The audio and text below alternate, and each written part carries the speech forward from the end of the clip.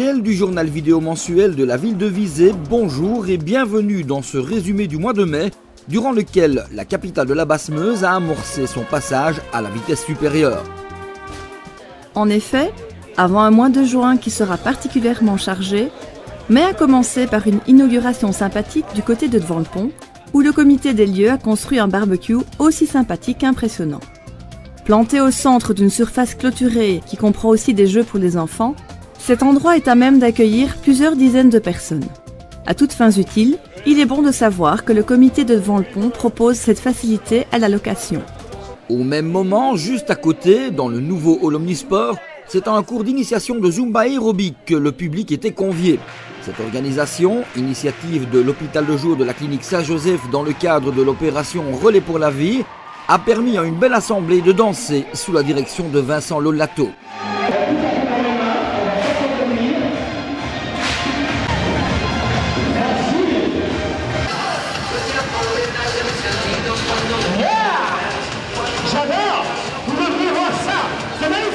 De sport, il était aussi question du côté du centre de Visé, où des terrains de pétanque avaient envahi la place Reine-Astrid à l'occasion du premier Visé Shopping and Music. Organisé à l'occasion du premier dimanche du mois, qui voit les commerces de notre cité ouvrir leurs portes, ce week-end fêtait par ailleurs le 50e anniversaire de notre Académie de musique César Franck, ce qui explique les podiums disséminés dans la ville, pour offrir aux badauds une animation permanente tout au long de l'après-midi. La semaine suivante, Visé honorait plus que jamais son slogan « Visé ville sportive » puisqu'en plus d'une journée d'arts martiaux organisée au hall Omnisport, la 16e édition du Mince Marathon de la Basse-Meuse enregistrait un nouveau chiffre record de participation avec plus de 3000 engagés sur les différentes distances proposées, des 300 et 1000 mètres dédiés aux plus petits, aux 42 km du marathon, en passant par les 5 km du jogging, les 9 km du mini-marathon et les 21 du semi-marathon. Au terme d'une course rendue difficile en raison de conditions météo défavorables, c'est l'Ougandais Martin Nyakoua qui s'est imposé sur le grand marathon en 2h23 42 secondes. En handball, signalons par ailleurs le nouveau titre national, leur 12e, décroché par les filles du Féminin Visé. Un sport aussi d'une certaine manière et pour certains, les élections du 25 mai comptaient plusieurs candidats visétois sur différentes listes. Malheureusement, aucun n'a cette fois été élu. Le mois de mai a aussi compté bon nombre de manifestations commémoratives de la guerre 14-18, concernant laquelle une conférence de presse a été organisée à l'hôtel de ville par des représentants des 7 villes martyrs de Belgique. Nous vous en parlons par ailleurs, de même que la présentation d'un ouvrage du même titre. Quelques jours plus tôt, notre ville avait inauguré un parcours mémoriel composé de 14 panneaux qui retracent ces malheureux faits historiques à partir du 4 août 1914 aux alentours de 4 heures du matin. Un parcours didactique pour lequel les autorités communales ont bien pris soin de prévoir des commentaires rédigés en 4 langues, français, néerlandais, allemand et anglais. Le 17 mai, c'est le magnifique concert 1914 La Grande Guerre en musique qui a passionné les mélomanes en la salle de la Renaissance.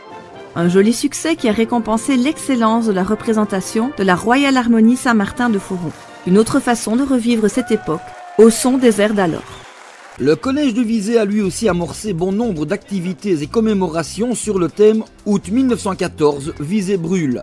Déjà l'an dernier, les élèves de la classe de M. Charlier avaient réalisé un film retraçant les hauts faits de ces tristes souvenirs.